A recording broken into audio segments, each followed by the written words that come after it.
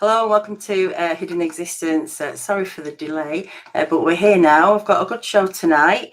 I'm pretty sure everybody here will have heard of Livewire, also known as Mark Copeland. How you doing, Mark? I'm doing good. How about you? I'm good, thank you.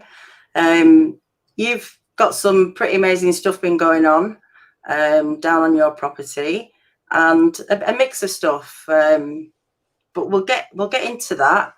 Well, what I really wanted to get into was I watched your Welcome to the Woo Train or something like that video, and yeah, and there's a lot of strange stuff going on that a lot of people want to talk about, but you've kind of started to talk about it, and as I've said to you before, I think not everybody is coming out with all the information that they have, because it's so extreme, and it's finding people like yourself who are willing to put themselves forward to show that you can start sharing this kind of stuff, and no one's going to laugh, no one's going to judge. We're just we need this kind of information to sort of like think about and listen to, and maybe someone can connect with something that's happening to them. And so I think you're great for doing that video, because it does sound crazy what's been happening. I mean, there's no two ways about it. What on earth is going on? So this sort of show tonight is more about raising awareness and the kind of effects that these experiences are having on people, and how we can deal with it, I guess. What do you say, Mark? Well, I'll tell you about the woo-woo train video. First off, I want to say, the two instances that I described in that video, to where one I said I saw rolling smoke and I couldn't fix eyes on what my dog was chasing, and the other instance. Now, I'm not saying that that's Sasquatch, by the way, because I didn't see Sasquatch and then it turned into rolling smoke, or I've never seen a Sasquatch go in and then do like the predator and cloak and walk off into the woods. So I'm not sure that what I saw was even Bigfoot. So but this type of stuff is happening at the same time the Sasquatch activity is. That much I'm certain of. And like I said, what it is, what it was, I can't say. It doesn't seem like to me almost that it would be Sasquatch. I mean, I just always thought of it being a flesh and blood creature that leaves DNA and leaves footprints. But I mean, I'm by far no expert, and I'm not a researcher, but yeah, they very well could have these type of abilities too. But I haven't seen one cloak or decloak or anything like that. But I have seen, like I said, the rolling smoke and my dog chasing it, and other paranormal events around my property, and also the UFO activity. I was actually aware of the UFO activity around my property before I was aware of Sasquatch. Even though Sasquatch, later on, I realized that he had been around for last couple of years since I've been there for sure. But the UFO activity, for sure, when the Bigfoot activity was at its peak. And when I say at its peak, between December about the 23rd through December 27th, man, these things couldn't wait till the sun go down before they start tromping through the yard. And the UFO activity, I got one on what I believe to be on video, that a light anomaly comes in from an angle, stops right outside the camera frame, of course. But then the thing about that light, when it leaves, the way the light dissipates, it seems to be going vertical. And it gets the brightest right before it seems to dissipate going vertical, which almost like it's exerting energy in order to do this vertical climb. That's the way it looks like to me. And I went and looked into meteorite, whatever, low atmospheric meteorite explosions and things like that, trying to find another rational explanation, and there was none. The light source is kind of weird, because I don't know if it's like something like an infrared type light source. Well, it can't even be that, because it's not casting shadows whenever it's lighting up the camera in the yard. I noticed that. But in the light, it's coming down where a light pole is, and the light post seems to get brighter as it gets closer. And of course, that could be just the way the perspective or perception is. But anyway, there's one thing weird about that light source is that it doesn't seem to be casting shadows like it's supposed to. But everybody says, well, that's just something reflecting off the lens because you got the infrared lights on. Well, the thing about it is I don't keep my infrared lights turned on my cameras. Mm-hmm. So my cameras are not emitting any kind of light source. So it can't be a reflection off the lens or something passing by or something like that as far as coming from the camera and the infrared lights being on, because those were turned off at the time. And it come Christmas morning at 4:54 a.m. And we just showed it to the kids and said that was Santa Claus coming. And, we just use it as that. But it was weird. But I tell you, one of the things that I've just recently come out about, there's some of these things I've just been kind of holding till I felt like I knew a little bit more about it or just felt more comfortable talking about it. Because the main reason why I come forward and started sharing things that I captured and talking about things that I experienced was to raise awareness about for parents that live in rural areas that have young children and Sasquatch persistent interest in children. Not to say they're going to snatch your kids up, and they might, I don't know. They don't have a sign around their neck like Scott Carpenter says that shows their intention.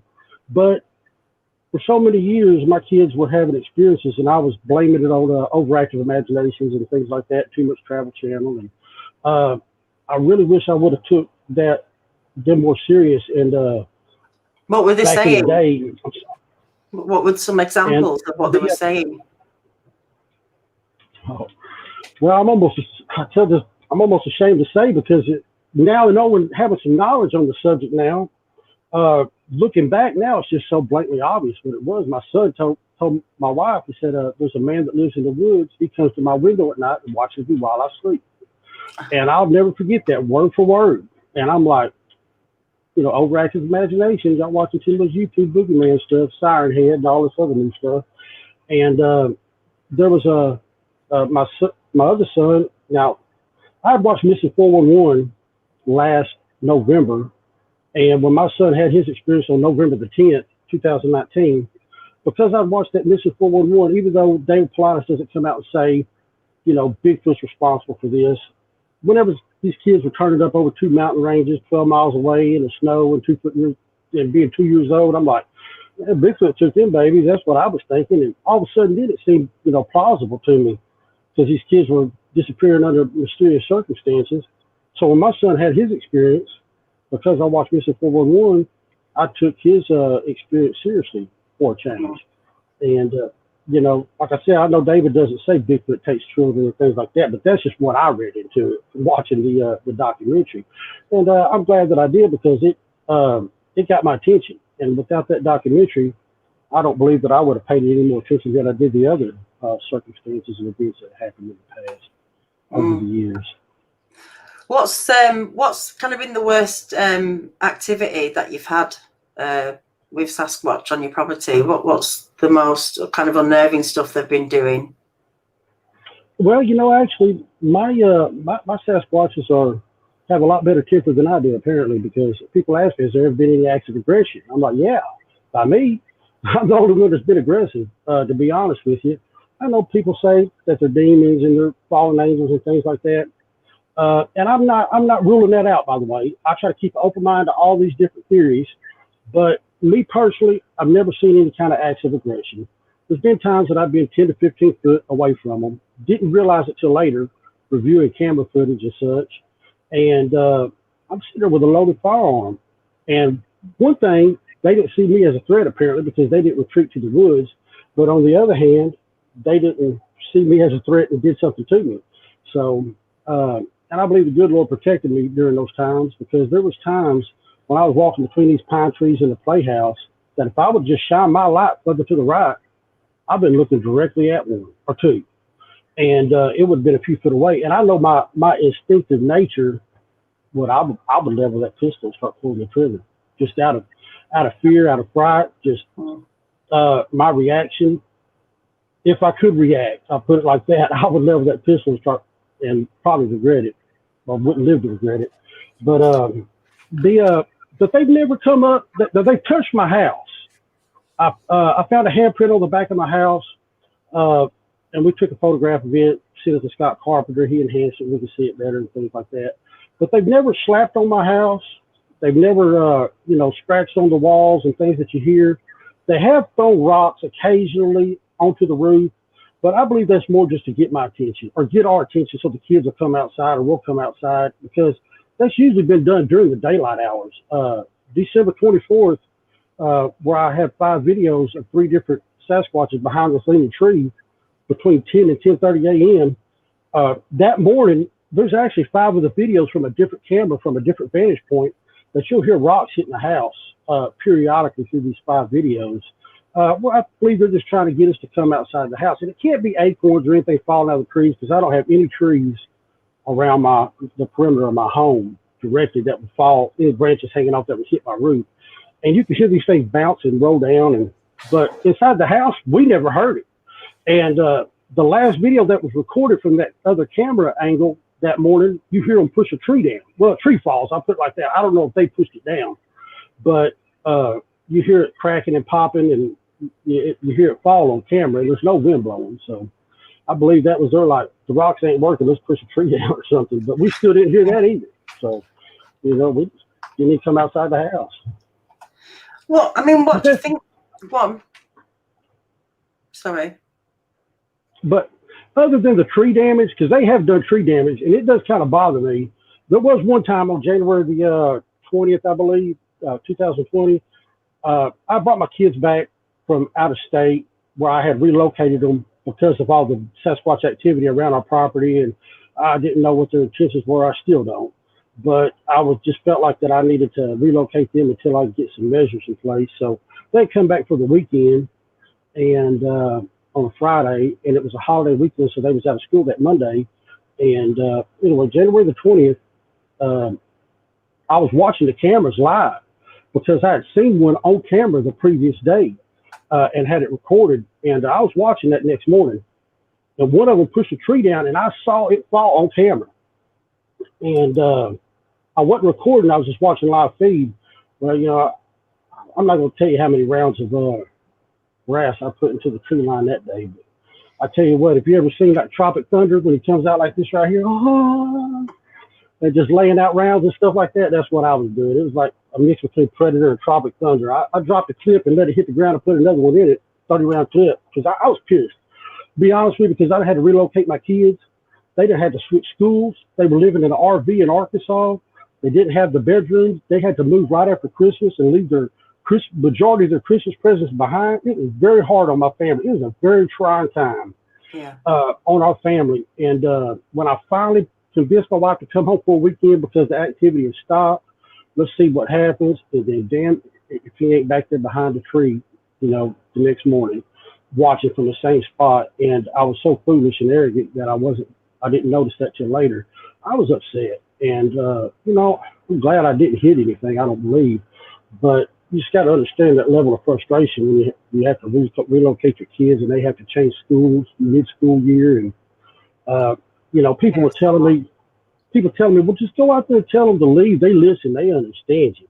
Well, they must not have been listening that day that I was out there, because they must have took that day off and I was out there telling them to leave, and they were scaring my family.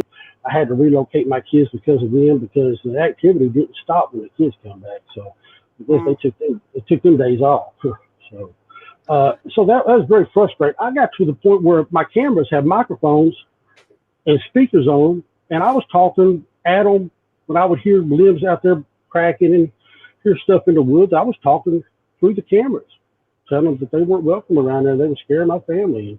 That I don't come out into the woods seeking after them and try to, seek them out and hunt them and things like that to cause them problems. And I didn't care if they was on the property or not, that we don't hunt on our property.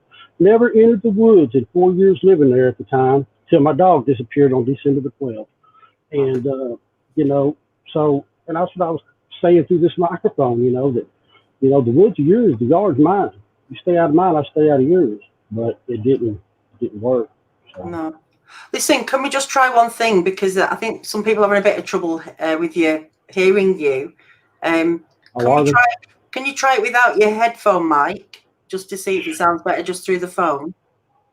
Sure thing. Hang on. Let me get this audio caught up here. Press it.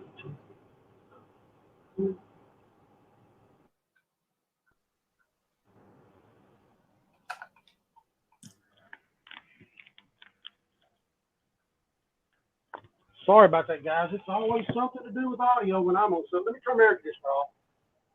That probably sounds better as well now. What do you think, people? Colette, thank you. Colette Millett. Every time I'm on, there's always some type of audio problem. People can't hear me, or words are distorted or something like that. So can you hear me now? I think that sounds much clearer now. Everyone, let me know if that's sounding better to you. I think it sounds better to me. Yeah, I think that's worked. So, the effects, isn't it, on the family, the kids? How do you? Are you still there? Did I lose you? Yeah, no, froze up. Froze, but we can hear you. What did I do now? Hopefully, I'll come back. Can you hear us? I can hear you now. You froze up on me. Can y'all see me? We can't see you. Well, I can't see you frozen, but I can hear you. Hopefully it'll come back, or no, Lordy. I apologize. Like I said, I'm not a all right. to use my phone. It's okay. Any better now? Nothing? Can't see you now. You've just froze. Just try your settings there, maybe, and it sounds try like what? maybe in your settings, but I don't think it's the camera. I think it might just be a connection thing. I have no idea how you've managed to do that. So we've got the sound sorted, now we've got a picture problem. Try going out. Yeah, try okay. going out and coming back in. Okay, we'll try that. So, and thank you, Argo Tanza. Thank you very much. I appreciate that. So I guess most of you know who Mark is and have been watching his videos. I watched one recently, Welcome to the Woo Train, and talked about seeing something with his on camera, but not with his eye, not being able to see it with his eyes. He's back. There we go. Any better? I think so. Are you back on that microphone? No, I don't think I am. No. All right. Okay. You've just got the headphones on. Yeah. Oh yeah, it's okay. Yeah, that's just the headphones on so I can hear y'all better. So. Yeah. I think that sounds better. So, I was just saying then about the video where you could see something with your eyes, but not, or you could see it on camera, but not with your eyes. Yeah, that's correct. And that's one thing. My wife was witness that when that happened that morning, because she was watching the phone.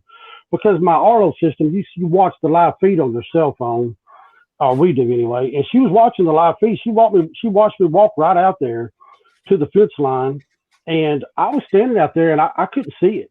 I thought it had done left by the time that I had come outside, because I figured they hear me. People say they got this supernatural hearing. I figured they probably heard me unlocking the gun cabinet or something and took off. But by the time I got out there, wasn't nothing out there. And I looked. Is that your dog? That's fantastic.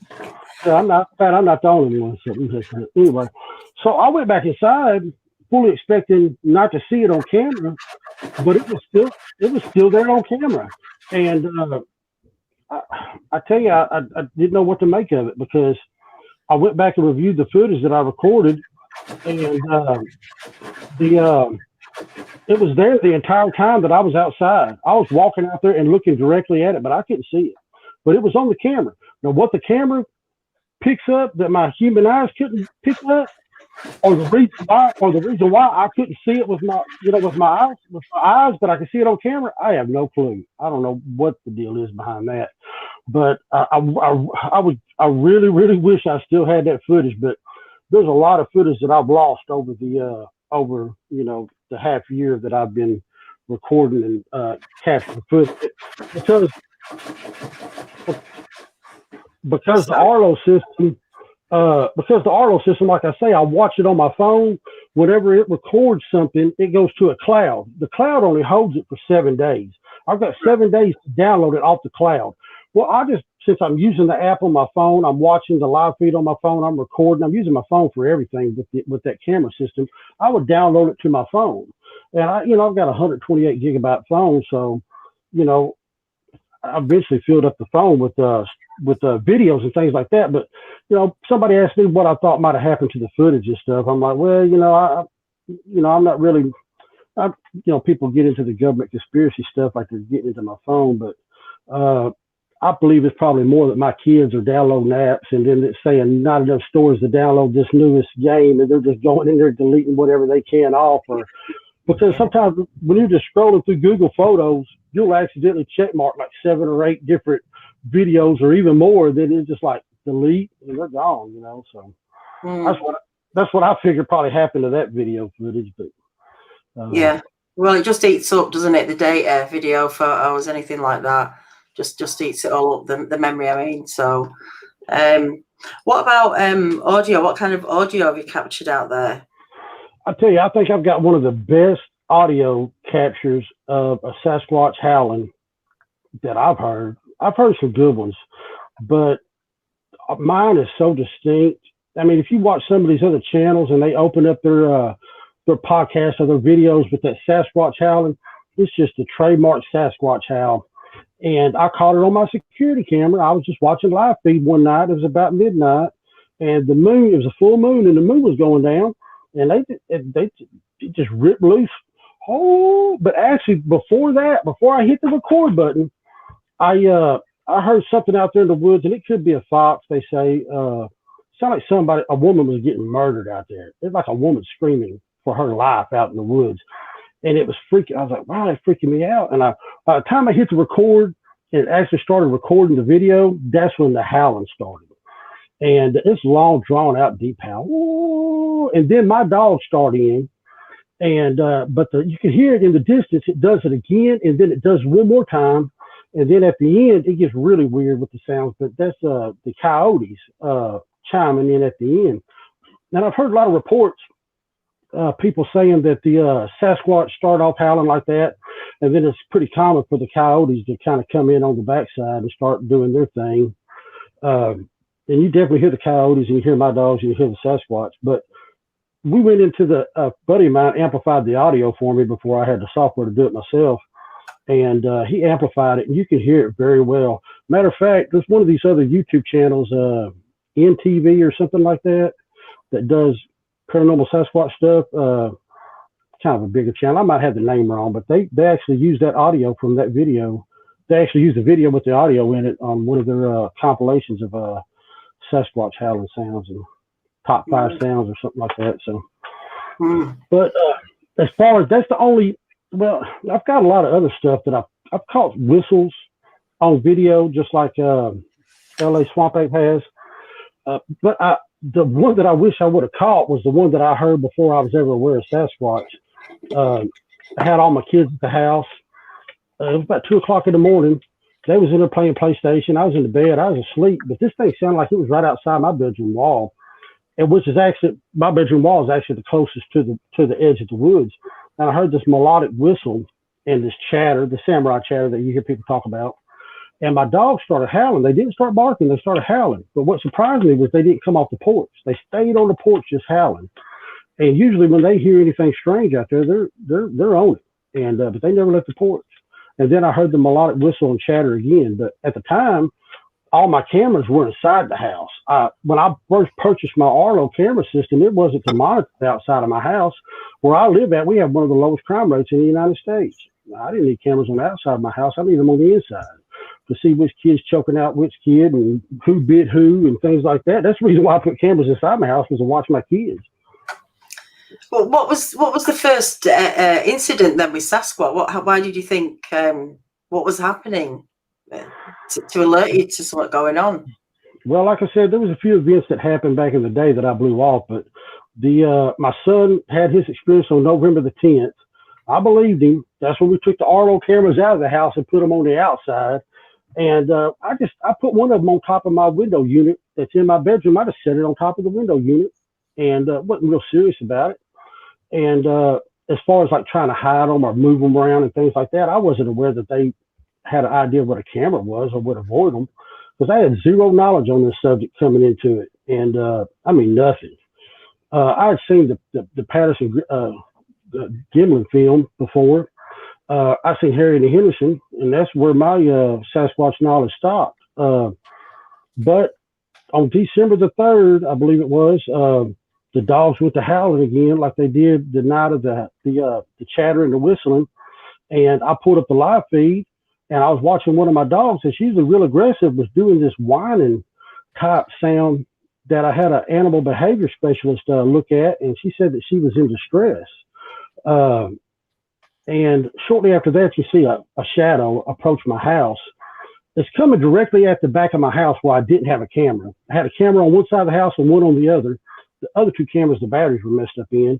So this thing come directly up to the back, to the rear of my house, but I have a security light, and whenever it walked directly up to the house, it cast its shadow out to the side of the house, and that's what the camera caught, was the shadow walking up to the back of the house. That's also where we found the handprint out. And, you know, I freaked out, you know, because I actually seen it. Because I've been looking, I caught limb snaps real loud, and I had caught some what sound like footsteps and, you know, other things on camera, the dogs acting weird. But that was the first thing that I seen that was moving on camera that was coming towards my house. And, you know, I went through my bathroom and went out into our kid room where my wife was. And I told her, I said, look, I just saw something walking up to the house on camera. I said, stay here with the kids, because the kids were asleep. They just went to bed. And I grabbed my AR-15. I was fixing to go outside, and I stopped at the door, and I had that vision, that thought from Jurassic Park, where they're hunting the velociraptors, and they bring that professional hunter.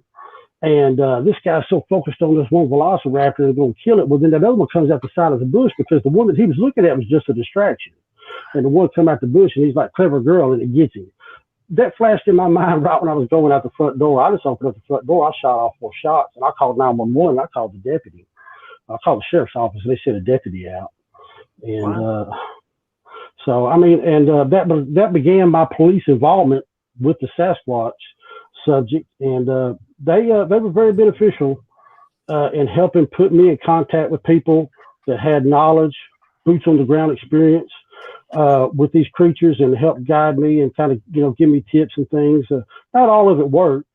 And matter of fact, there was quite a few things that didn't work. And like my buddy Troy Hudson, he founded the Native Oklahoma Bigfoot Research Organization, and he's a great guy, man. A lot of respect. He's ex-military.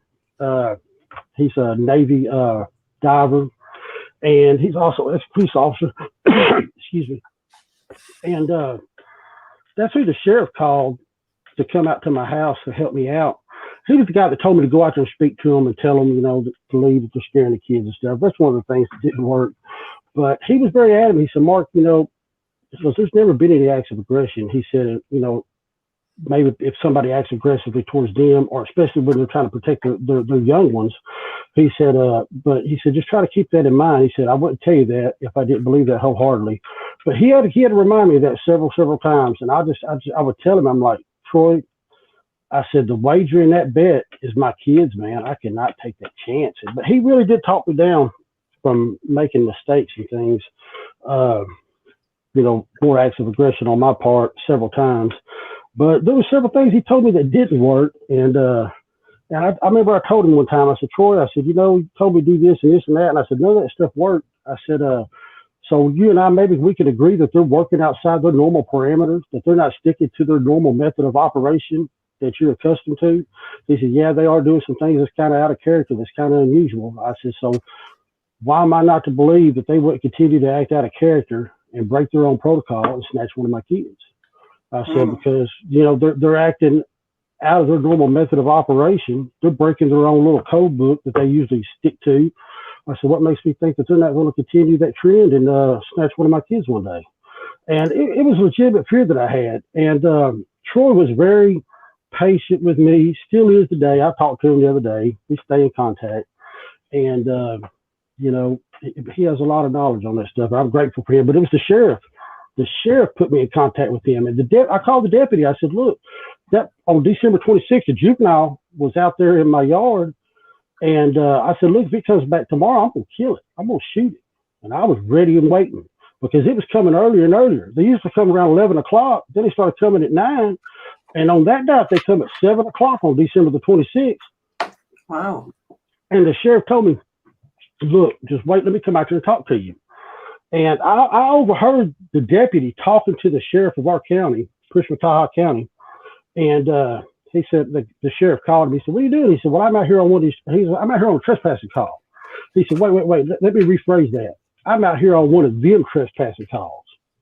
And that was their little code for, Sasquatch activity, I guess, in somebody's yard. Because he said, wait, let me reword that. I'm out here on one of them trespassing calls.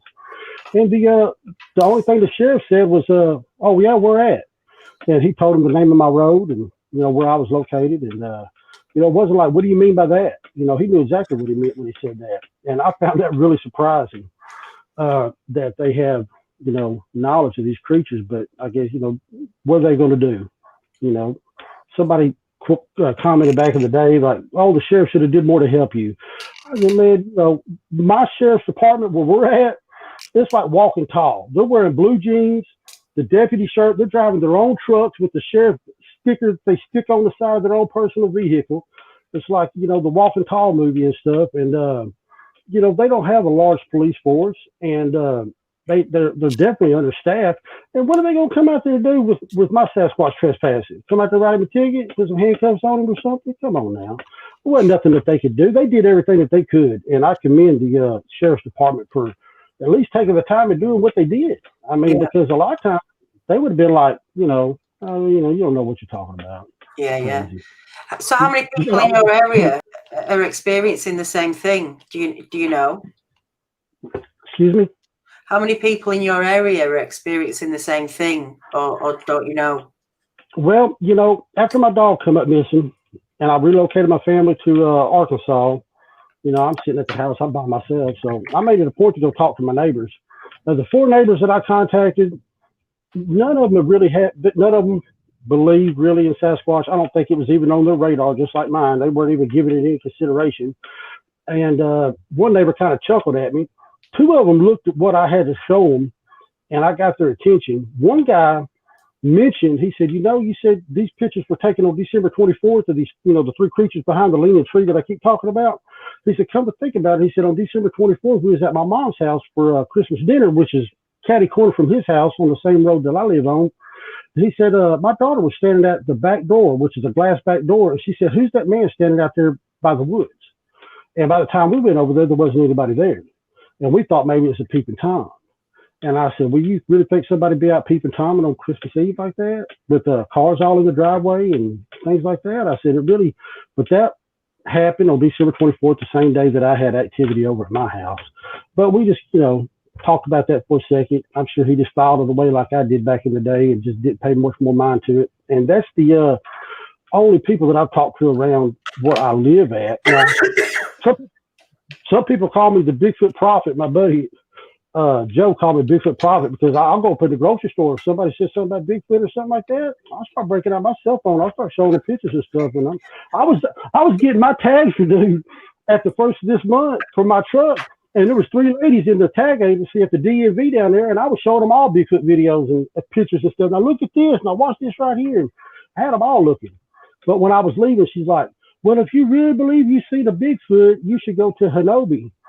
I'm like, let me tell you something. I said, people in Hanobi come to my house. That's how many Bigfoot I got in my house. And I walked out just joking. But that's where a lot of Bigfoot activity is in, Hanobi, Oklahoma. Right, yeah. But yeah, I was in the DMV telling them about Bigfoot, showing them videos and stuff. And they're interested. They see it and stuff. But there's nothing that I've got that's compelling enough to convince them. But they were intrigued. But unless I drug a Bigfoot in there, I had one in the back of my truck when I was getting the tags renewed, I don't think I could have convinced them anything. So what's the attraction then? What is the attraction to take the kids out of the picture? Why are they coming around? What is there? Well, I got a couple different theories on that. Well, back whenever the juveniles used to come into the yard, I come busting out the front door, my red boxers and my Crocs, no T-shirt on, AR-15 around my neck, So I started thinking, well, you know, my red boxes bring all the Bigfoots to the yard. Damn right, it's better than yours. So that's one theory, that the boxes in the cross bring the Bigfoots to the yard. That's a good But one. the other thing is, I wondered. I sing a lot, and I'm not a good singer, but I don't care. I'll sing it anyway, and I'll sing it loud. I'll be out there in the yard talking about I'm tied to the whipping post and all this stuff. I don't care. None of my neighbors can see me pee off any corner of my porch. They can't hear me sing. I don't care if they can. But I'm out there singing really loud a lot of times, and I wonder if they come up there and watch me ride. I'll be pushing a lawnmower with my headphones on, and just singing at the top of my lungs sometimes, just weed eating and stuff like that. I wonder if they come around because they hear me singing, because I'm like, I'm trying to do my best Chris Stapleton, but I mean, I'm putting it out there, but I mean, good thing I got my headphones on. I can't hear myself singing, but it's true though, isn't it? A lot of people think they're attracted to music or creative people, or like you say, singing, instruments playing. It is interesting because it's obviously not for food, is it? They've never harmed any animals, apart from your dog going missing. And like I said, I can't say that that's Bigfoot. Yeah. I mean, the only thing that makes me suspect Bigfoot in that is that he was the dog that would come off the porch and go to the area of the woods and bark at that area of woods where I needed to be looking at. And somebody mentioned the other day to me, they said the Woodbooger Farm channel had mentioned that he no longer gets male dogs because it's the male dogs that come up missing, that he'll only get female dogs. Now, I never heard that or even thought about it, but it's kind of coincidence that all my other dogs are females, and the black lab that turned up missing was the only male dog that I had. Right. And my neighbor's dog that also has, there's only 2 other kids that's on our road, and it's a rental house across the street from my house. So you can barely see it from my house, but it's across the street. They have a boy that's like 5 and one that's 9 or 10 years old. Their dog come up missing around the same time, within the same 48 hours as my dog come up missing. So the only 2 families on that road that have young kids, their dogs come up missing pretty much in the same time frame, within 48 hours of each other. So I mean, It does, it kind of makes you think about it. But like I said, I don't have any. I never found my dog like up in a tree, you know, or any kind of remains. And I searched, and we put flyers up and everything, and we still to this day have never ran across his remains. But there's never been any, like I said, but that's the only other animals. But we got horses.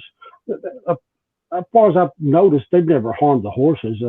I've never found any. People ask me all the time, do you find braiding in their hair?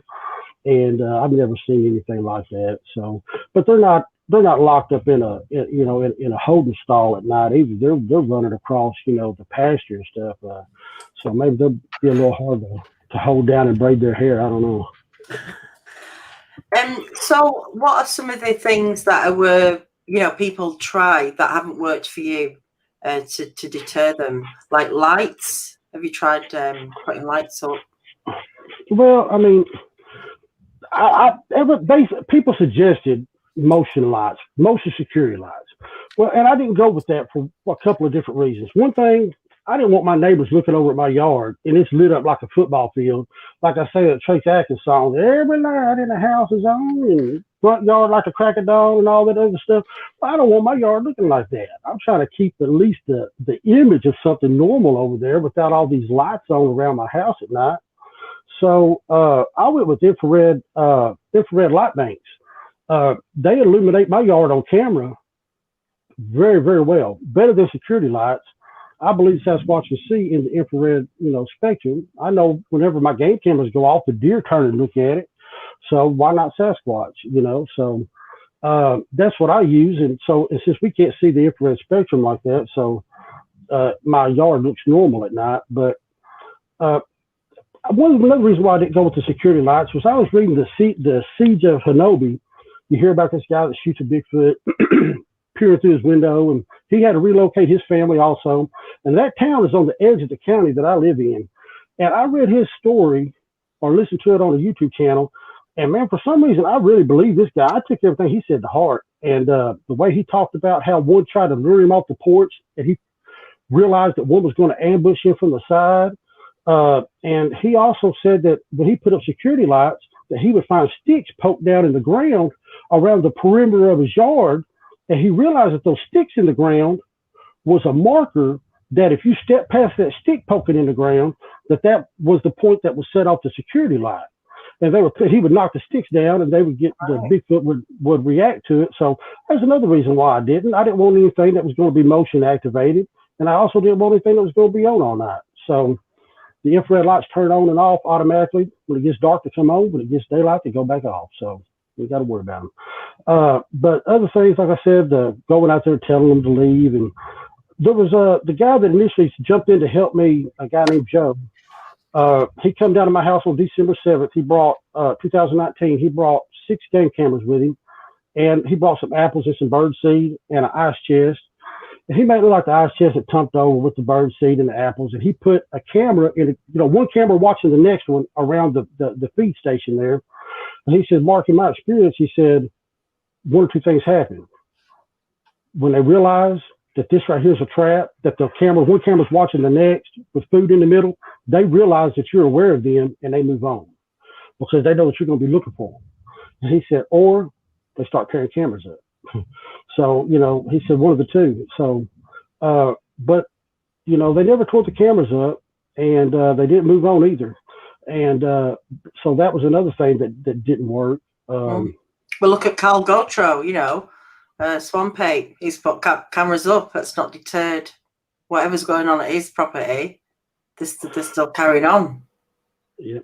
Well, Scott Carpenter mentions that if you put the cameras in, one camera watching another, and create kind of like a barrier around your property to keep them out. Well, that's fine and dandy if you got a small yard like Scott does with a privacy fenced-in backyard. But when I'm living out there in a rural area where I've got, and I've got a lot of open land out there, we had 19 game cameras, and that barely made a barrier around the back part of our property. And trying to maintain 19 cameras, I'm going to tell you right now, we put those cameras in on December 24th. We bumped it up from 6 cameras up to 19 total, 4 of them on the cellular network. Put in game cameras that had audio on them. They were, high definition, all those different stuff and everything. And that was on December 21st. And then, like I said, the biggest peak activity around my house was December 23rd through the 26th. And them cameras didn't slow them down one bit. All it did was change how they approached the house.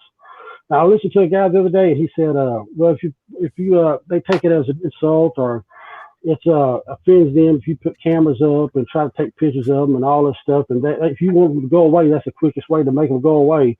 Well, in my situation, that was another thing that didn't work, because all it did was change how they approached my house. And that's how I got a lot of the evidence that I got on camera. It might not be much for y'all, but I got bipedal footsteps, the shadow on the shed, and the eye shine where you can see the pupils inside the eye slots and things like that.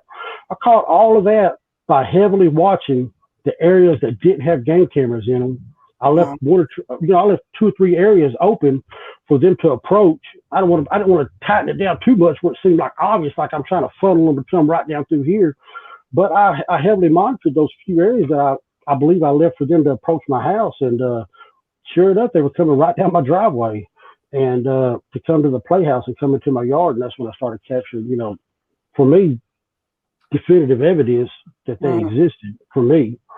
When I went in there and I seen that shadow on the video, that sucker stand up and cross over, walk in front of my flashlight, and its shadow cast on that horse shed. Oh, I sit in there, I call my buddy Joe. Of course, the bathroom, that's my Bigfoot evidence evaluation room. I run to the bathroom, and I was talking to Joe in the bathroom. I'm like, man, I don't know if I can show my wife this video, because it's obvious it's not human. The way it moves, its arms are trailing behind itself, and it's got hair on its arms, and it's obvious it's not human. And for me, that was the moment that I knew without a shadow of a doubt these creatures existed. And for real, when I had my wife throw open the front door, and I had my AR-15 leveled at the playhouse, and I shot at that same juvenile that night. And like I said, thank God I'm a piss poor shot and got bad eyesight, because I had no knowledge on this subject. Yeah. I never heard of Mom and Daddy out there watching. As far as I knew, there was only a handful of them. I didn't know there was a whole family of them hanging out around the house. So in hindsight now, how long was it going on for before that time? Well, like I said, my son had his experience November the 10th. That's when I began actively trying to validate his experience. But after I started realizing that they were real and I started getting some knowledge and doing research, taking Bigfoot night classes, and reading and just cramming as much information as I could, that's when I realized some of the events that had taken place over the years were probably, Sasquatch related that we blew off. One, we just moved there and we had only been there about 2 months, and my wife was asleep on the couch, and she woke up to something jiggling the doorknob. She jumped up and ran and locked the door. And when she turned around from the front door, we have 2 windows to the side here, and she turned and looked and she saw something squatted down. She said it had a large head, covered in hair, had long hair on its head, and it had a large head. It was in a crouched position. At first she thought it was short. Then she said later she thought it might have been in a crouched position. But she said it moved away very fast in that crouched position. It didn't stand up to leave. And she said it moved so fast in that crouched position that she thought she might have imagined it. And I said, oh yeah, you probably did. You just imagined that. But then later on, when you start looking into other people's encounters and listening to other channels and things like that, trying to get knowledge and just try to, more like you're trying to cram for a semester test or the SATs or something. That's when you start hearing about other people talking about jiggling doorknobs and things like that, and looking through the windows. And I tell you what, you will not come to my house after dark and see a curtain not drawn in my house. When it starts getting dark, my wife already knows, get up and shut all them curtains. We don't leave a curtain open around our house. I don't care if I got all these cameras around my house or not. I still don't want my curtains open. Yeah. Mm-mm. Have they ever left you anything? Nope. Because I've been very adamant about not gifting these creatures. And I have one time in the past. I feel a little bit remorseful shooting at the juvenile, shooting at their kid. I went out there, took some apples and oranges, screwed a bucket on the side of a tree up high, put it in there, come back, the stuff was gone. Every bit of it. But there wasn't any cameras back there in the woods. I did that one time. And I was more or less kind of curious also if they would take those fruits and vegetables and stuff. And, because I've kind of made a, resolution not to shoot at them unless I see a clear act of aggression. Unlike I used to back in the day. I thought they was out there. I just go out there, well, just in case, let me go and just shoot these woods up. But I did that one time only. I don't intend to make it a habit. And the reason why I've never really done that is because, I don't want to be comfortable with them, and I don't want to be relaxed. I do not want to be comfortable with their presence. I will learn to adapt and have to accept that they're out there, but I'm not going to allow myself to be comfortable and relaxed as long as I've got young children involved. If you take the kids out of the equation, it'd be a completely different story. And there's part of me that's often thought about how this whole experience would be like and what I would do if I didn't have kids. But then I realized, well, if I did have kids, they never would have come around to begin with, probably.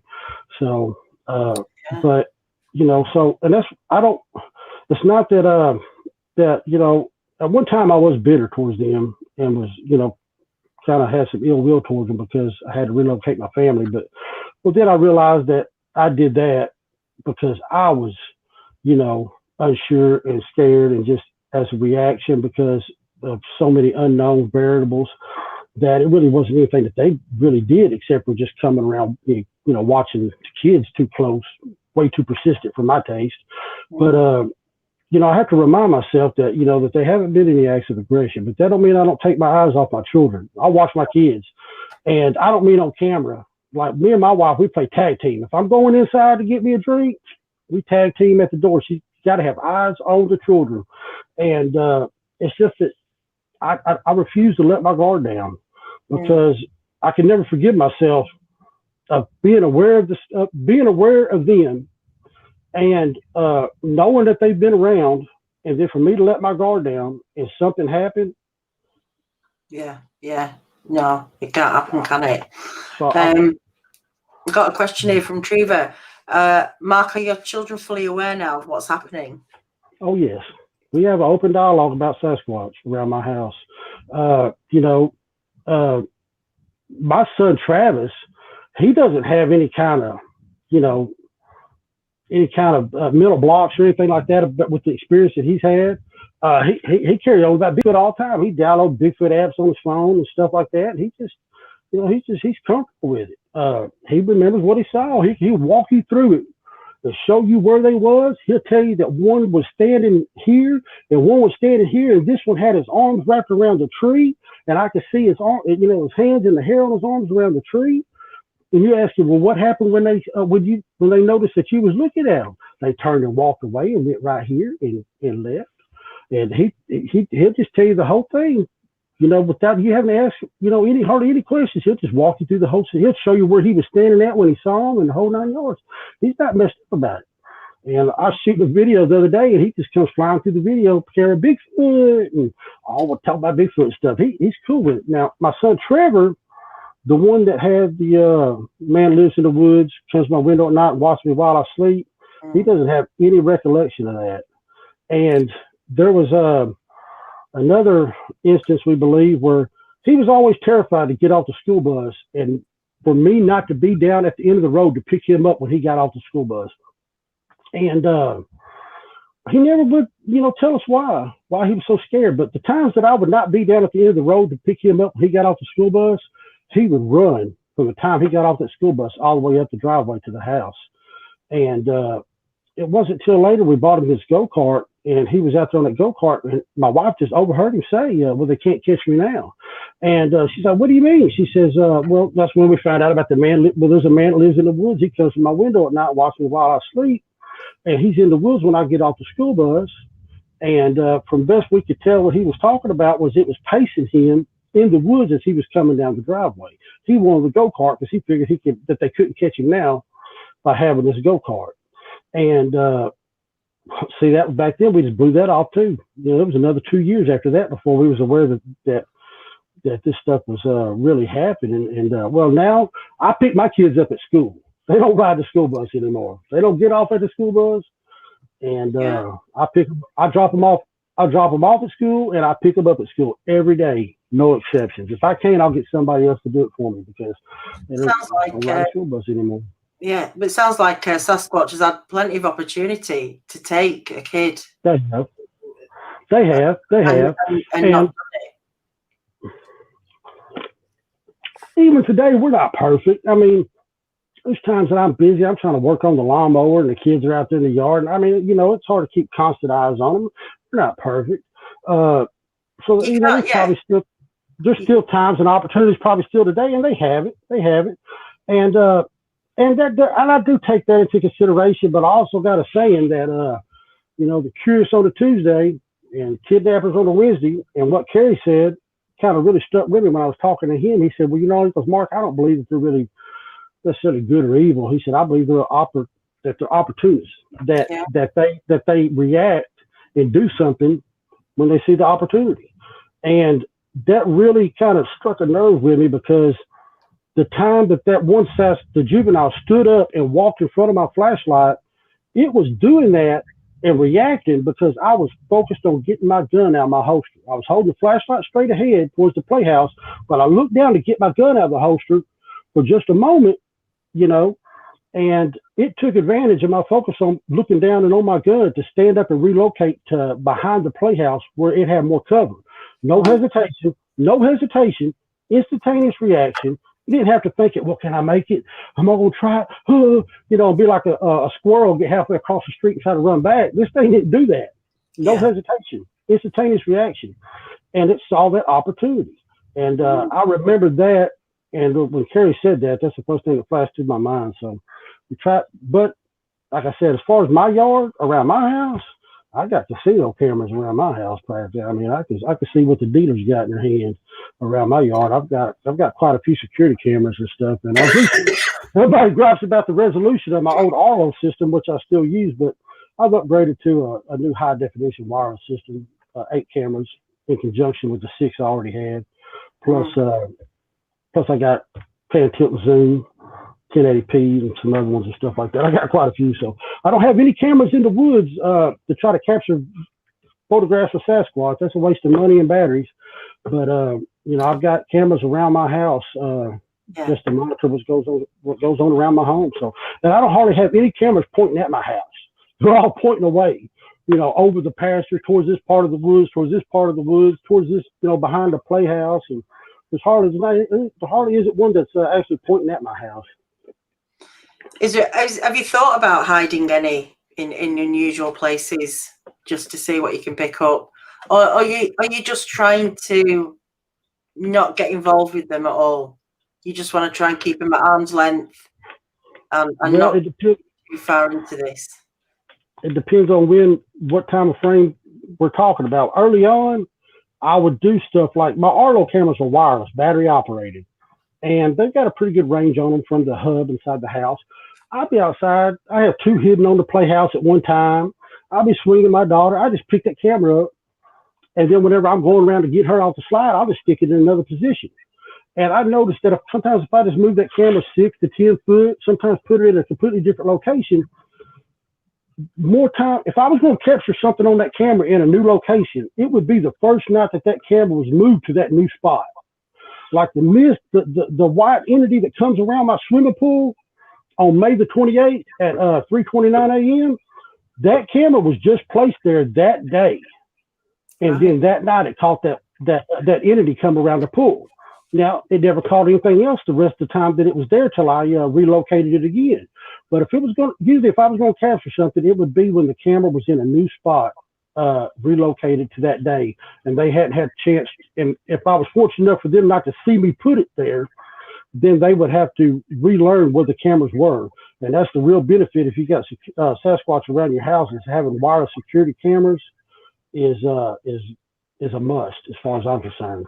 To be able to relocate those cameras, you can turn the infrared lights off in the menu, and then you can keep them jumping. You can catch them off guard. Because the one that I caught behind the playhouse with his arm stretched out, and he's bit down underneath the jungle gym bars, that camera was hidden inside the playhouse through the window. And the infrared lights were turned off, so the video's really dark. But my dumb ass comes out with a flashlight. I'm shining the flashlight all over the place, and I light him up with the camera can see him, and then the camera picks up and records him because I'm out there with the flashlight. Because I lit him up with the flashlight, and the camera picked him up and recorded him. So, that's how I did. I put one underneath the playhouse before, and I put one in the woods, kind of hidden in some trees and things like that. And I've actually got one. I've got a storm shelter between my house and my parents' house. And there's a whirlybird, little spinning thing on top of your roof. Well, there's one on top of the storm shelter, and I've actually got a camera hidden inside that whirlybird that I've caught some stuff on it before too. And I'm pretty sure they know it's there by now because it's been there for a minute. But that was some highfalutin installation work right there when I first did that. I thought I really got the get go on them because they couldn't see me put it in, because I went down into the storm shelter with it and put it in from the inside of the storm shelter and taped it up and come back out the storm shelter. So, but I'm pretty sure they know it's there now. So, yeah.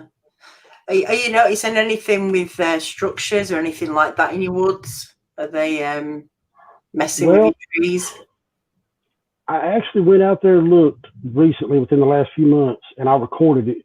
And of course, you don't have to go far. You still see my house and see the trees that are broke over in the woods. And I've got a lot of video recordings that you hear tree limbs, pow, just loud snapping, no wind blowing. And there's one batch of trees that one's laid down across the other. And somebody pointed out, well, if that was storm damage, they wouldn't be blown in all different directions like that. Plus, they're in the middle of this patch of woods, and there's no damage around them.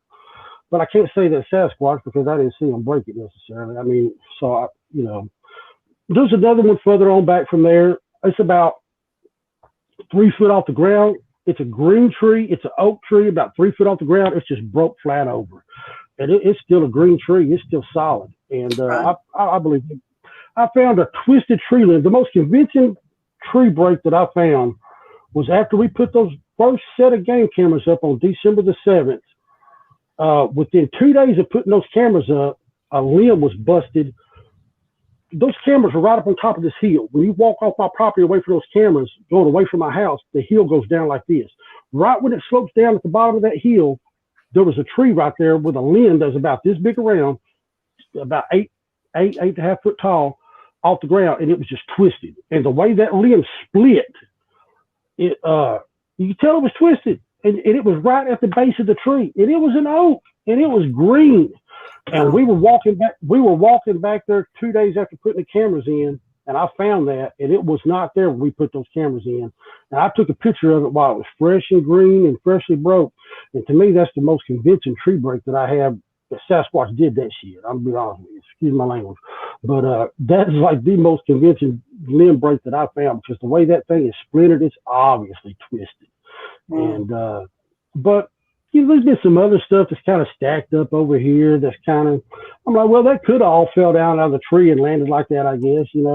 I've got to see some pretty definitive something for me to say, that like the twisted limb, to say that that's Sasquatch. It can't be just some limbs hit, fell out the tree and kind of stuck in the ground, and Sasquatch did that. I've got to have a little bit more than that to say that's activity. So this but you go further out away from my house into the woods, into the back parts of our property, I really haven't seen anything like back there. All the limbs and the tree breaks and all that stuff is up around the house. You ain't got to walk far.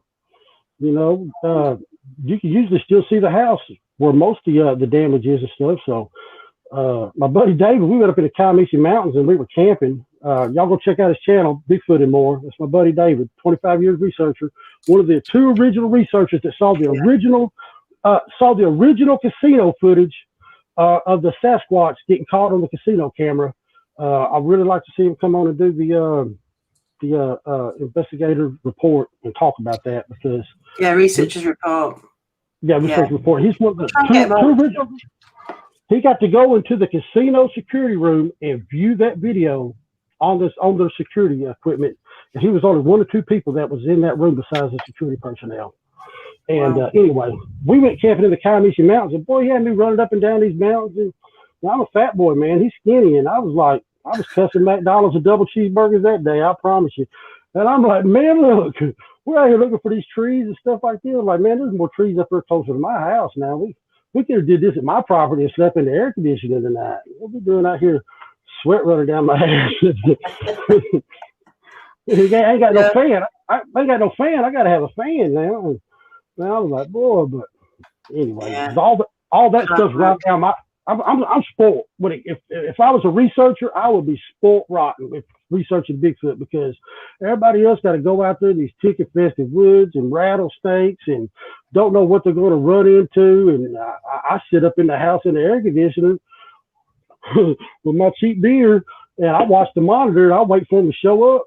They come see me, and I don't have to go looking for them. They're walking up in the yard. If I was a researcher, it'd be a dream come true. The only track I cast was within about 30 yards of my house. I get to go out there and go looking for them far. So I one of the reasons why I believe I've caught a lot of evidence is I do have an advantage of, sitting and waiting on them to show up. And for a while there, they were really getting kind of predictable. That it was really out of character that they were being so predictable, coming every night, and it was close to around the same time. And that was really starting to bother me, because I was like, there's something that they want so bad that they're willing to break protocol. I believe they got a set of rules they abide by, not to contact and stay away from us and things like that. It's obvious that they kind of all adhere to this same kind of Sasquatch handbook, I guess, but they were kind of, breaking the rules in their own Sasquatch handbook to come around my house repeatedly on a nightly basis, knowing that I was aware of them, and still risking being exposed and being captured on camera or being shot by repeatedly coming during the day and every night. I mean, every night for a while there. And the sheriff told me, he's like, well, look, Mark, one thing about it, once you shoot, they usually don't ever come back. Wrong. There's another thing somebody's wrong about. Told me if I shot, usually they don't ever come back. Wrong. I shot at that juvenile. It was right before midnight. That joker was back within an hour. I could hear him back out there on the camera. Within an hour. We got him about to eat and come right back. Took a lunch break. Come straight back to the house. Yeah, I mean, you could think it could enrage them, couldn't it? Shooting at them, not making them go away. They could actually I mean, these sound like characters that are coming around to your place, you know. I'm actually quite surprised that I didn't hear anything when I shot at that juvenile. You would figure you'd hear the mom or the daddy go, or at least make some type of reaction if they was there out in the woods watching, but there was nothing. And there was no retaliation. You know, they never threw nothing at the house or slapped on the house. And, you know, I'm like, man, and that's, you know, later on when things start dying down, you kind of get out of your emotions and you get out of your feelings where you're, you know, being so defensive and you start thinking about that. You're like, well, you know, the Sasquatch has showed a lot of patience with my butt. And if you think about it, you know, they're coming around, granted, unwanted, but, you know, shooting at the kid and doing things that I've done, you know, stuff like that. And then for there not to be some type of retaliation, something, it seems they got a lot of patience with me, apparently. Yeah. But yeah, someone said to me recently, why don't I, you know, get off my chair and go out in the woods and do some proper research? But I mean, people have been doing that for a lot of years and not really coming up. I mean, you know, the likes of people like Shane Carpenter who've put years into one area who are collecting data.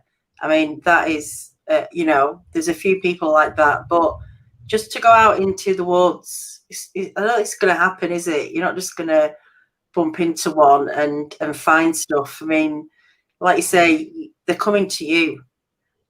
This is completely different. I'm not sure how much further people are going to get just going into the woods, you know, looking around, and we don't seem to have got any further. Well, I've been out my woods. I've got a few game cameras around the perimeter of my property that I've used to monitor to make sure there's not any trespassers coming on my property for whatever reason, poaching deer without permission, or even to hunt the Sasquatch. You know, so I've got business out in the woods to go out there and check those game cameras. I don't hunt and never have hunted that property before, and that's probably one of the reasons why they come there. It seems like during hunting season, like they did last November, was because there's nobody hunting the 80 acres that we have. There's no deer stands. There's plentiful amount of deer out there. The next door neighbor that we bought the 80 acres from, he has 40 acres that's connected to it. He don't hunt either. That's 120 acres right there that nobody's hunting on. And so, I mean, that might be one of the reasons why they're out there. But, you know, I've been out there in the woods and stuff, and I've never felt that dread or that fear or the hair stand up on my neck or felt like I had to get out of there. Now, granted, I'm not out there at dark either. Folks running around in the dark out there knowing where Sasquatch is there, it's sort of going to be me. I'm not in the woods after dark. But yeah, you know. It's Sasquatch says they know your emotions, feelings, and what you're thinking, so they're not going to retaliate unless they feel threatened. So, I mean, you know, you like to have a laugh. You seem a positive guy. I imagine there's lots of, you know, positive energy around where you live, and, you know, they are maybe behaving because maybe they're picking up on that. I'll tell you one thing that really helped me settle down was whenever on December 27th, I found the videos from December the 24th of the ones behind the leaning tree. And I realized that's what my son saw. My son on November 30th, he said, "Dad, there's a bear outside. It has a white face and it was looking at me." Wow. So I just watched this business 411. I actually thought Bigfoot immediately. And I said, "Was it walking like the horses and the dogs?" And he said, "It was walking like me and you, Dad, and there was two of them." And that's exactly what I caught on camera on December 24th, was an alpha male. I call him Captain Morgan. He's got his leg kicked up and his arm around the tree. And the other one is the mama with the white face. Now, these are Blob Squatch videos because the camera's on my shop and it's so far away from this leaning tree. It's a high definition camera, but it's a long distance away. But you can clearly see two figures, their arms, one's arm around the tree. You can see the white face on the mama. That ain't proof for y'all, but it's definitely proof for me that they was out there. And I had my buddy stand behind that same leaning tree. I took a picture from the same placement of the camera with him behind the same tree, and I overlaid those two photographs and made them transparent. And you can see that Captain Morgan's closer to about 11, 12 foot tall. My buddy's 5'10", and he's twice the size of my buddy is 5'10", 300 pounds. So between the juveniles coming up to the house on the 25th and 26th, of December, and then me realizing that I had video from December 24th of the mom and the daddy and stuff. I see evidence of a family unit. I'm a family man. My family's everything to me. And, you know, I'm 46 years old and I still got kids in diapers. So that's how much I love kids. So, but, so it means it really went a long way for a father and a family man to see evidence of a family. Now, and another thing that made me feel better was my son saw, he said, the one with the white face was looking at me. And then I asked him how it was walking. He said there was two of them. So he saw the two together, which I believe probably Captain Morgan and the mama with the white face. What I captured on video on December 24th was the one with the white face and Captain Morgan behind. They were taking turns using that leaning tree as a vantage point, I believe, to watch the playhouse. And one would back up and the other one would step up to the tree and watch for a while, and they were taking turns. And because there was 5 videos taken within a 30-minute time frame, and they're, you know, swapping back and forth. And so there they are, evidence again that they're together again that day. They were together on November the 10th. And then I've got one more video of figures behind the playhouse where you see the face of the face. I got a real good close-up picture of the mama with the white face, her face. You can see the nose ridge, the eyes. You see her eyes. She's frowning. You see her lips and the whole 9 yards. I mean, it is one of the close-up, clearest pictures of a Sasquatch face that I've ever seen. I guess that's why people don't look at it, because it's too convincing and compelling. So they just like, you know, swap right on that. So they got to have something that they can argue about. So that's it. The other thing is, you know, for anybody who hasn't seen one, it's hard to see because none of those pictures are crystal clear, and that's the problem. Through internet, through your camera, whatever, we've never really had a solid, clear picture. If you've seen the Sasquatch before, people can generally pick it out of that picture. But when you haven't seen one, you know, it could be looking at anything. For me, I'm not, you know, the pictures don't tell the story. It's the people's experience for me that really gives it. Because, you know, there's no pressure off me. I don't want to see a picture. I'd rather hear your story, just because, you know, it's just a picture, isn't it? There's a lot of pressure on people for these pictures to get clear ones, to go back, do comparison shots. We can waste a lot of time. Yeah. Pictures. I had a guy comment on my channel today. He said, well, that blurry picture, it doesn't do anything to prove anything to anybody. If nothing else, it causes more doubt in your credibility, is what he said. I said, look, everything that I put out there on my channel is not to convince you of the existence of Sasquatch. That's not my purpose in sharing the evidence, the footprints, the videos, whatever I've got to put out there. That's not my reason for sharing that. It is to go in conjunction with my testimony about events around my property that are surrounding my children. That is my message. Is parents in rural areas to be aware, if their child comes to them with an experience or a story that sounds like a Sasquatch, to not make the same mistake that I did and say it's overactive imagination.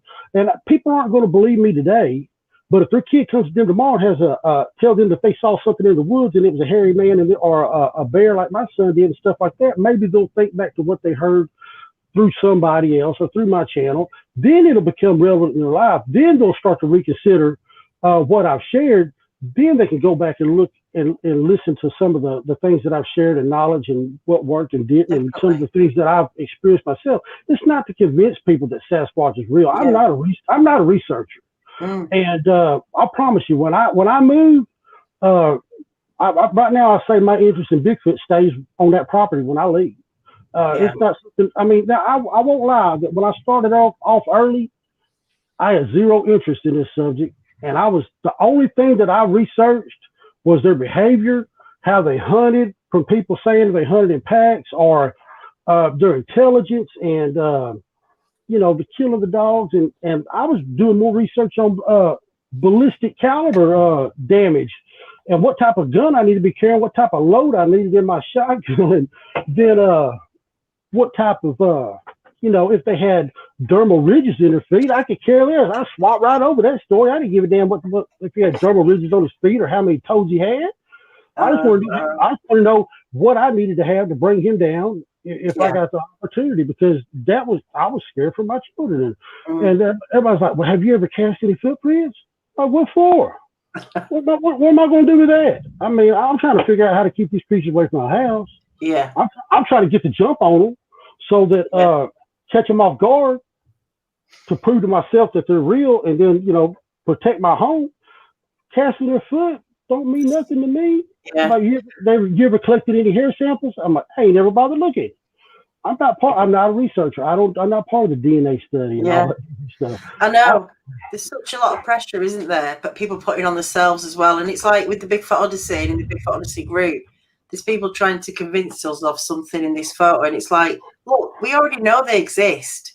Like, we don't need to go through all the, like you say, the cast, We know they exist. Let's go from there. Because like you say, we're not focusing on what you do to protect yourself, what you do to look after your kids. Like you say, maybe people now will think, oh yeah, something I spotted or something the kids said, because it is easy. It could be an over-imagination, like you say, an invisible friend. Kids do say stuff, crazy things sometimes, and you do, generally you would just put it down to just kid talk, but this time you couldn't know. I know it's a family show. I picked up my beer that time, took a drink. I meant to pick up the beer inside the McDonald's cup and drink out of it. It doesn't matter. I usually have a swear jar as well. I didn't think I'd need to get it out tonight, but you'd probably overfill it if I'd have got it out. But that's all right. Well, I'll tell you for hanging out with my buddy David, he has rubbed off on me, and he was out there when he found some footprints. He was so excited about these footprints. He's like, let me go get the tripod and camera. I'm on video making a cast. And just seeing his enthusiasm, this stuff has rubbed off on me, because I've lived in Oklahoma for quite a few years now. I take care of my elderly parents, and my father, he's a disabled military veteran, Vietnam through the Iraq War, by the way, retired colonel. And, I've never made a lot of friends. So I made friends with David, amongst other people, on this subject. That's one benefit, a good thing that's come out from this Sasquatch stuff. And I consider David a real friend of mine. And being around him and seeing his enthusiasm, and he wrote a book, and I ordered his book off Amazon, and I ordered a bag of plaster of Paris with it whenever I ordered his book. And never intended to really, make a cast, but sure enough, I went out there and found a footprint by this leaning tree where I've seen a lot of activity.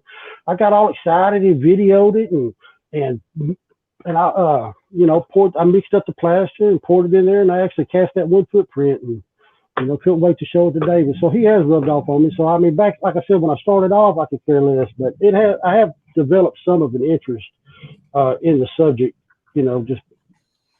So now I watch Bigfoot Odyssey, every time it comes on, and a couple other channels, Moggs and Blue Line Bigfoot and things like that. And I really becomes quite addictive, doesn't it? It's such a mystery. Well, then obviously, if it's happening to you, and you're having a first-hand experience with it, curiosity is bound to really spike. And it's nice to be surrounded by other people that's had other experiences where you can sit there and have that, chit chat back and forth, and hear like, LA Swamp Ape, down there in Louisiana and stuff, listen to him about the whistles and the different things that he's had a lot of similar things happen around his property. They're coming to his house like they do mine. And hearing that from him and a lot of the similarities and stuff like that, it really is reassuring that I'm not out here losing my mind, and, that other people are experiencing the same things that I'm going through. So for sure. And there's a lot of good people that in this community. It's not all, there's a lot of people that can't agree on different things, and I see people that can't be friends because they can't agree whether or not Bigfoot can cloak or not. But I tell you this, I thought people used to couldn't agree on religion and politics, and the Bigfoot community is like, hold my beer, watch this. They can't agree on hardly anything, but. It's crazy, isn't it? Yeah. But there's a lot of good people. Shout out to D. Sims, Lady in the Woods. she's over here by me and going through a lot right now, and prayers for her and her family. I spoke to her on the phone the other day when the flood waters were coming back in for a second time, and I was like, "You give me the word, I got a boat. I'll come in there and I get you. I got a jet ski." I said, "I'll come in and get you on the jet ski." She said, "I might have to call you later on." She says, "I'm not calling to rescue people again." I said, "Call me." I said, I'll come down there and get you. You know, so, but good people. She reached out to me. I'm sorry, I didn't mean to talk. You're all right. Go on. She reached out to me early on when I first started coming forward with like sending email to Dixie Cryptid and stuff like that, and I talked with her, and you know, we exchanged numbers and, you know, a couple of you know, stories and things like that, and she seemed like really good people. So, like I said, there's been a lot of good people that I've met through this experience with Sasquatch. Definitely, it's a good community, you know. But like you say, you know, there's the odd people that fall out. I don't know why. You know, nobody knows what these things are, and we should all be able to agree to disagree rather than fall out. But have we got any questions? I think there was another questions I got up here from Tracy saying, "What does your wife think about it all? Where's she at with it all?" Oh, my wife think about it? My wife don't think about it. Okay. She doesn't. My wife actually puts up, like, it's almost like she forgets her out there if I don't remind her. She doesn't think about it a lot, and she does not follow me on my YouTube channel. She don't know what I'm putting up there, and I'll be talking about something on one of my YouTube videos. She's like, "What are you talking about?" "Oh, I put this video up the other day." You know, for instance, I was putting up this video of the figure behind the playhouse, and she was watching me zoom in and edit it on my laptop, and you could see the flashlight going across the yard, and where I shine it on this Sasquatch behind the playhouse. She was watching it. She said, "I didn't know that video was taken because you was outside with a flashlight." I said, "Yeah." She just thought the camera picked it up and recorded it. Right. And that there was some type of light, that there was another light source outside, and she didn't realize that it was me outside with a flashlight shining around. And I was the light source that illuminated that Sasquatch. She didn't realize that till just the other day. That's how little she thought was going on around here. Right, okay. But, now, don't get me wrong, she heard some footsteps actually the other night. We were cooking s'mores, and she freaked out and come run and got me. And I just stepped inside the house for 2 minutes to grab a gun and a camera. And she heard the footsteps. So, I mean, she's aware. But she doesn't spend a lot of time thinking about it. She ain't never read the first article about Bigfoot. I don't think she's even fully aware of everything that I've captured or what's on my YouTube channel, or she's never heard about the Mind Speak or the Cloaking or none of that stuff. She don't waste her time on it, to be honest with you. Well, could be a good thing, you know. We got 5 kids. We got time. Yeah. We got 4 boys and 1 girl. She ain't got time to worry about what Sasquatch is doing out there in the woods. So that's my job, I guess. So. Yeah. Well, look, has anyone got any questions for Mark? People have been putting stuff up, but I think I've missed. How big are your footprints? Any ones that have been around your area, roughly? Have you any idea? David cast a 15-inch footprint, and I also cast a 15-inch footprint, and that's the only 2 casts that we've made on my property. We found smaller ones. I think my video froze. No, there it is. We found smaller ones, but Davis cast 1 out there, and I cast 1. They were both 15 inches. Could have been from the same one. But that's the biggest track that we found. Okay, and someone was asking about a T-Rex. Where's your T-Rex? I try to find that T-Rex before I come on the show. I run it. It was like 10 minutes till showtime. I'm running, breaking out of sweat, running across the yard. I asked my wife's mom, I'm like, "Where's Jody at? Where's Jody at?" She said, what's wrong? What's wrong? I said, "I'm looking for my T-Rex. I need my T-Rex. I can't find my T-Rex. The kids done got it." So I was going to bring him on and sing y'all a little love song, but the T-Rex disappeared for the night. So, people were complaining that they couldn't see this one video I put up, that it wouldn't load. It was black. So I'm like, well, let's make a test video. So I broke out my little T-Rex dinosaur with a moving mouth, and I started singing Welcome to the Jungle and Islands in the Stream by Dolly Parton and Kenny Rogers. Oh, Kenny Rogers, yeah. And Sounds I was watching the subscriber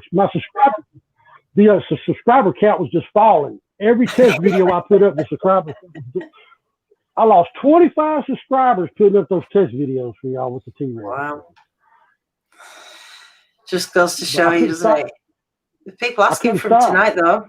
Right. Well, have to get out your system, don't you, somehow? Yeah, I tell you. I got started. Question here from Kerry Arnold, Bigfoot Odyssey. When are you going to get ready for us to come and film? Well, that depends on you, Kerry. I'm always ready. I mean, I live there, so I mean, I'm available anytime. I mentioned to you once before that, well, if you want some activity going on, you might want to wait till November or December. You said, well, I don't want to be there when there's activity. So I was going to say, I probably bet he says I don't want to go, when they're there. Better come in October. Yeah. Or we had activity all the way up through the end of June this year, and then it's been real spotty since then. But especially all the way up to the end of May, it was pretty consistent. But it's kind of tapered off with the heat. But I kind of look for it to start picking back up when the leaves are starting to change and the weather's starting to cool around here. We had a couple of 70-degree days.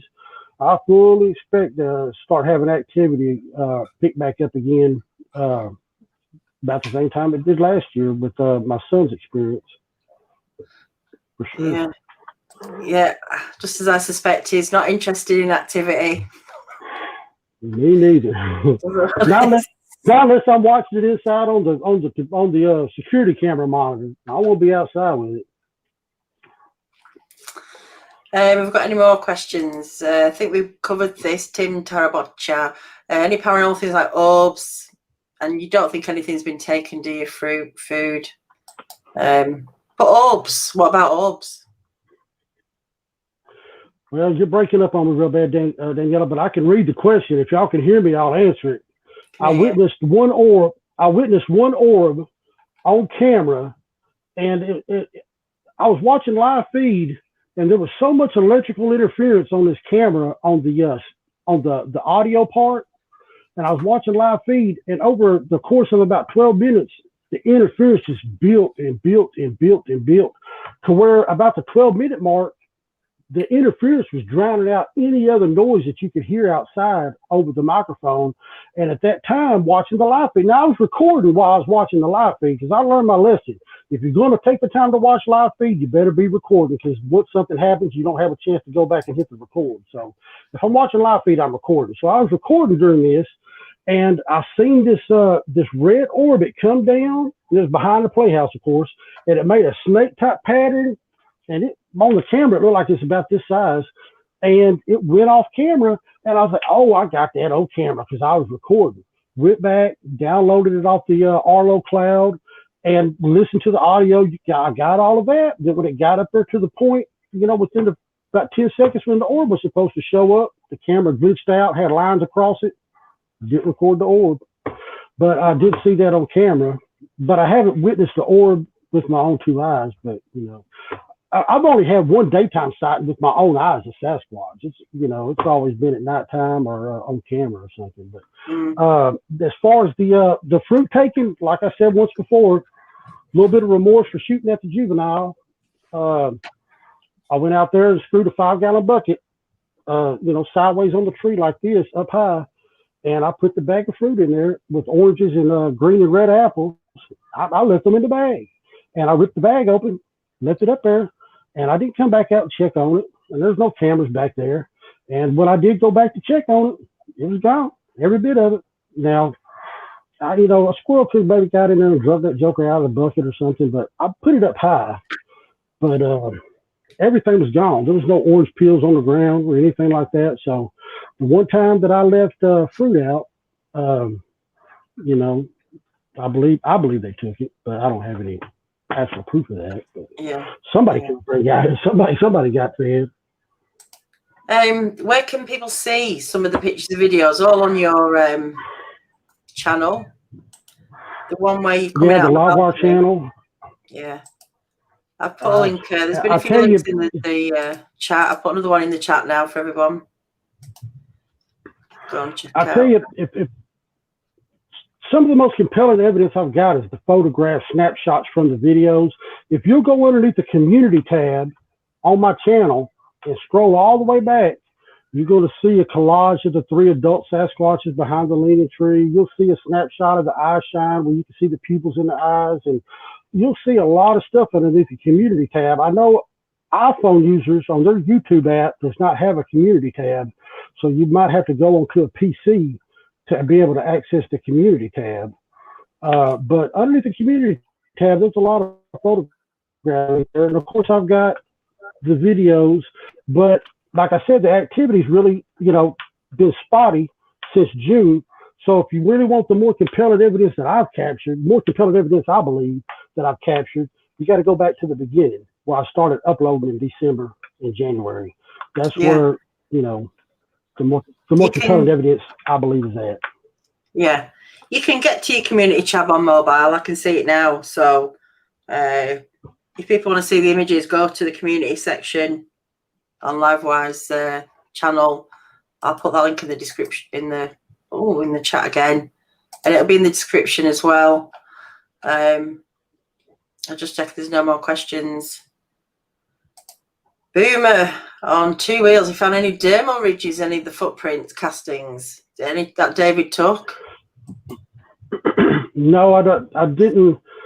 On the one that because out through my woods there's a lot of leaf litter, so there's not a really there's not a good spot out there except for maybe the creek that runs through the lower part of my property to have a good mud impression of a footprint, because there's a lot of leaf litter that you got to kind of get out of the footprint before you make a cast. I watched David do that with his. His turned out pretty good. Now the one that I found was also in leaf litter, but when I took the leaf litter out, I could see clear definition of the toes. And like the country song says, feel the mud squish up between your toes. I could see where the mud is squished up between his toes. And the video I took of that footprint actually turned out better than my cast, because the cast was the first time I've ever tried to mix it up. And I'm out there in the woods and I didn't bring enough water. I had to run back to the house and get some more water and come back and all that stuff. And but the video that I shot where I run my phone like this through the footprint, you can see the clear definition of the toes and stuff. But I'm sorry, no ridges and things of that nature in there. Right. Okay. Well, have we got any more questions before because we've done an hour and a half. We'll have to you have to come back on again when you've got maybe in a few months after the fall, when your activity is picking up, if it is picking up. And see, I was going to mention that this will be the last show that I do, I believe, for a while, until I have something new, relevant to share, and then I'll see y'all again. But you contacted me the other day, asked if I would come on. Well, of course. I mean, come on now. What I tell you, kids knocking on the door of the camper down there. I tell you. Well, I'm glad you did come on. I'm glad you did come on, and I'm glad, even if it is the last one that you do for a while, I'm glad this is the last one you're doing. But yeah, like you say, there's only so much you can put out there, isn't there? And if there isn't any activity, you can't, it is what it is. You can't plan these things, and, you have to get on with your life as well, don't you? Well, so, got the kids knocking on the door. I really love coming on the shows that I watch, and I watch, of course, I subbed to Hidden Existence and Bigfoot Odyssey and Blue Line Bigfoot and Mog Show. And so, how can I say no to the shows that I watch every week, So glad to come on. I appreciate y'all having me for sure. So. Excellent. Yeah, it's been good. So everyone, go and check out Livewires. I'm pretty sure everyone who's here tonight knows your channel anyway. And check out those videos. If you want to see the photos, go into the community tab and scroll right back, and there'll be loads of photos there that you can check out. I'll be back on here tomorrow night on Anything Goes with Jason. No idea what we'll be talking about, but I think we'll have a guest as well. But you'll have to wait and see till tomorrow. Once again, thank you, Mark. Thanks for everyone in the chat. Thanks to all my mods who've been great tonight, and thanks to those who donated to the super chats. I really appreciate that. Colette Millette, thank you. All right, everyone, have a good night. Bye bye.